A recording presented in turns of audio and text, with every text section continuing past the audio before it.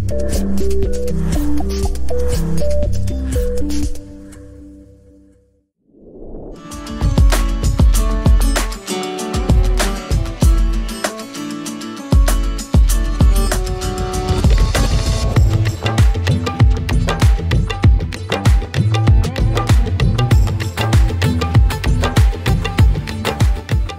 Pro नावाचं एक app आहे.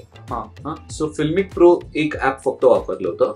त्याचं रिझन असं की फिल्मिक प्रो पण मला तुला मी मगाशी विचारलं ना की तू एक्सपोजर मॅन्युअल वरती नेलं कसं. सो फिल्मिक प्रो थ्रू मला एक्सपोजर मॅन्युअल करता येत होतं. आताच्या नवीन 13 मध्ये ते सिनेमॅटिक आलंय.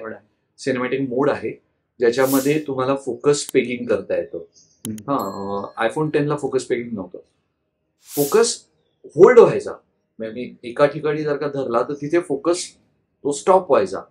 पण मग ऍक्टर्स मूव्ह होणार होते. मी तुम्हाला म्हटलं असं कॅमेरा मूव्ह होणार होता. तर मग तिथे मात्र परत मला फोकस पेगिंग करावं लागत होतं की काहीतरी एक स्वीट स्पॉट पकडायचा की ज्या डिस्टन्स होते. मी आता समजा मी सरांना फॉलो करणार आहे ना तर मी कॅमेरा आणि सर यांच्यातलं डिस्टन्स जे आहे ते त्या पद्धतीने मेंटेन करावं लागायचं. आणि ज्या ठिकाणी त्यांना सोडून द्यायचंय त्या ठिकाणी तो हळूच मॅन्युअलवरचा ऑटोवरती टाकावा लागत होता की मग मी थांबलो आणि सर पळत पळत पळत पुढे गेले तरी त्यांच्यावरती फोकस राहील. सो बरेचदा आम्हाला अनलर्निंग करावं लागलं. आम्ही जे इतक्या वर्षांचं शिकलो होतो किंवा इतक्या वर्षांचा जो अनुभव होता तो पूर्ण अनलर्न करावा लागला आणि नवीन पद्धतीने हे कसं शूट करता येईल हे शोधावं लागलं. बजेट खरं तर कमी व्हायला पाहिजे. कारण की मी म्हटलं की 2 कॅमेरे 2 फोन एवढीच तुमची इन्व्हेस्टमेंट आहे. तुम्ही लाईट्स खूप कमी वापरताय. तुम्ही एवढ्याली माणसं बोलवत नाही आहात. सो क्रू साईज कमी आहे. त्यामुळे ऑब्व्हियसली क्रूज तेवढ्या मोठ्या क्रूचं पॉंडिचेरीतल्या राहण्या खाण्यापासनं त्यांच्या ट्रॅव्हल पासनं तो सगळा खर्च वाचला. तुमचे जनरेटर्स वाचले. एवढ्याले लाईट्स फायर करायला जे लागतात हे सगळे लाईट्स वाचले. हा सगळा खर्च आहे तुमचा बरोबर जो तुमचा वाचला.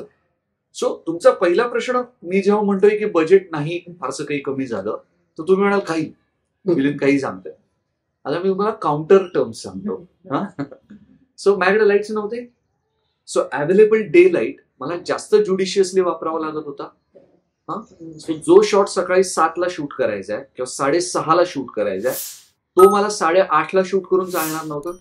कारण की त्याच्यात थोडा टॉप्सन आला मग घे मोठाला एक रिफ्लेक्टर 12 फूट बाय 12 फुटाचा आणि जिकडे थोडा आय मध्ये आता शॅडो तयार झाली कारण की सन टॉपला गेलाय तर मग इकडनं एक मोठा रिफ्लेक्टर दे की त्या आय शॅडो ज्या आहेत त्या फिल होतील तिकडं प्रकाश पोचेल. हे आम्हाला करता येणार नव्हतं. म्हणजे 6:30चा शॉट 6:30 ला घ्यावा लागला. सो इतक्या कॅटेगोरिकली तुम्हाला जेव्हा नॅचरल लाईटच वापरायचा असतो त्याला तुमचा वेळ अशा पद्धतीने वाढतो. फिल्ममध्ये कॅमेरा आणि कॅमेरा रिलेटेड खर्च is may be 10%, not more than that. बाकीचे 90% आहेत ना ते नाही हलवले आम्ही. It's a professional film. It's though it's an experimental film but it's still a professional commercial film. त्याला सेन्सॉर करण्यात आलेलं आहे. त्यातले ऍक्टर्स जे आहेत ज्याला आपण सो कॉल्ड मराठीतले ए लिस्टर्स म्हणून तसे ए लिस्टर ऍक्टर्स आहेत. So it's a completely professional effort in a experimental way. So त्याचे जे खर्च आहेत ना ते असे नाही कमी होत. लक्षात आलं. सो कॉस्ट कमी झाली का करता येऊ शकते पण आमची कमी झाली का तर नाही. एरवी आपण कॅमेरा करता परफॉर्म करणार असतो ना. सो इथे कॅमेरा एवढा छोटा होता की त्यांना तो त्यांच्या कॉन्शियस मध्ये जे अदरवाईज एवढाला कॅमेरा त्याच्या मॅट बॉक्स एवढ्या लेन्सेस मोठ्याले हे काहीच नव्हतं. तर ते लॉस्ट होते पहिले काही दिवस की कसं करायचंय हे. आणि ह्याचं एक्स्ट्रीम म्हणजे नीना कुलकर्णी. सो नीनाताई तर रोज चुकायच्या की त्यांचा विश्वासच बसायचा नाही की मीच कॅमेरामन आहे माझ्या हातात जे दिसत आहे तोच कॅमेरा आहे. तर तेव्हा ते दरवेळेला मिलिंद कुठे आहे तर मिलिंद कुठे मिलिंद एक तर मी अर्धी चड्डी घालून फिरतो होतो. त्यात तो माझ्याकडे कॅमेरा होता. त्यांना वाटायचं कोणीतरी मुलगा आहे जो काहीतरी like behind the scene shoot करतोय किंवा काहीतरी प्रोसेस शूट करतोय. मीच सिनेमॅटोग्राफर आहे आणि माझ्या हातातच कॅमेरा आहे हे समोर त्यांना शेवटच्या 1-2 दिवस त्यांना ते पटायला लागलं की आता शूट होतंय बरं का. अदरवाईज ते म्हणते की मला कळतच नाही शूट कुठे चाललंय, कसं चाललंय, मी कुठे बघणं अपेक्षित आहे.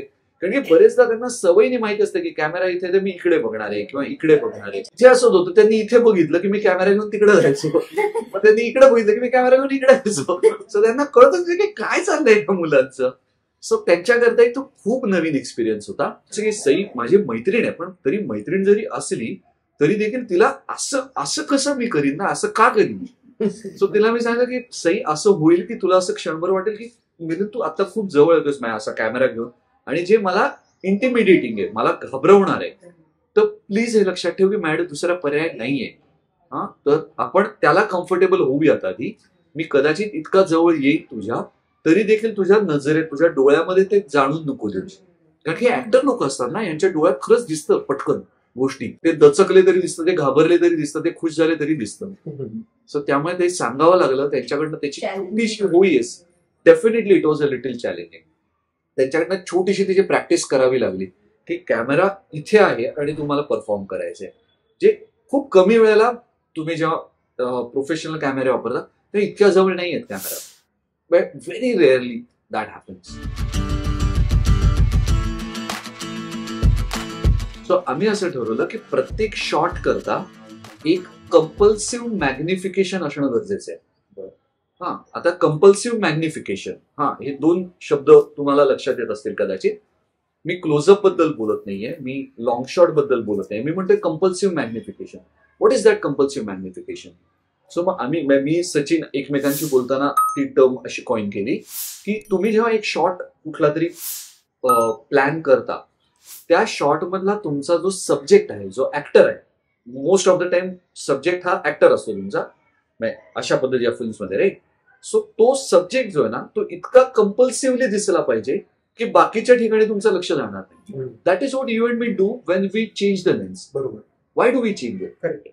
तुम्हाला लक्ष त्या ऍक्टरकडे जायला हवं असतं, बरोबर ना. किंवा तुम्हाला काही हत्ती दाखवायचा असला, सडनली असतो नावाच्या एका फिल्ममध्ये मॅडम हत्ती आहे, हा, तुम्हाला तो हत्ती दाखवायचा असला तर तो हत्ती सब्जेक्ट आहे तुमचा, तुमचं लक्ष त्या हत्तीकडे जायला हवं. पण कुठल्या तरी शॉटला हत्तीच्या वरती बसलेल्या मोहन आगाशे जे ऍक्टर आहेत माझे, त्यांच्याकडे लक्ष जायला हवं. सारखा मी हत्ती दाखवला तर तो हत्तीची फिल्म होईल ना. ही फिल्म कोणाची आहे? फिल्म मोहन आगाशांवरती आहे. मग मी लेन्स बदलत होतो तेव्हा.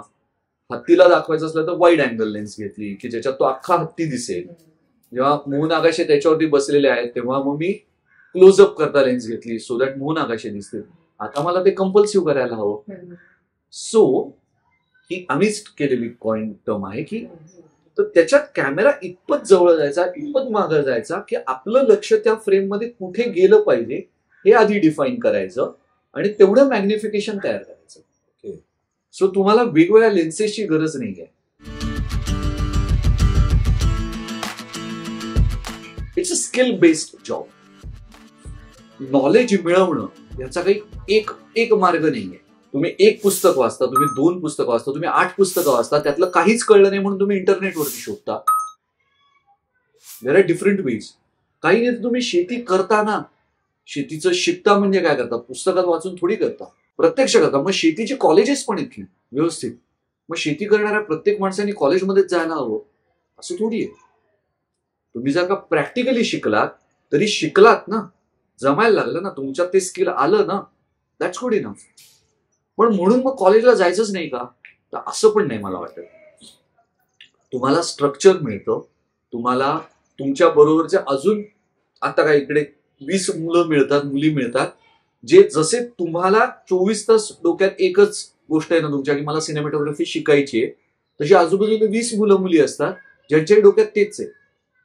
मग तुमचं बोलणं, मग कुठलं बोलणं, तर अशा गप्पा मारणं देखील, जेवताना देखील, कुठली तरी फिल्म बघताना देखील, खेळताना देखील तुम्ही कंटिन्युअसली त्याच ऍटमॉस्फिअरमध्ये आहात. मी आता तुमच्याशी बोलताना मी तुम्हाला असं म्हणेन, तुम्ही सगळ्यांनी माझा क्लोजअप फार लावला बघा, थोडं लॉंग शॉट वरती जा बरं. असं जर का बोलायला तर माझी भाषा बदलते, बरोबर. सदैव माझ्या डोक्यात फिल्म ह्याच गोष्टीचा विचार चालू होतो.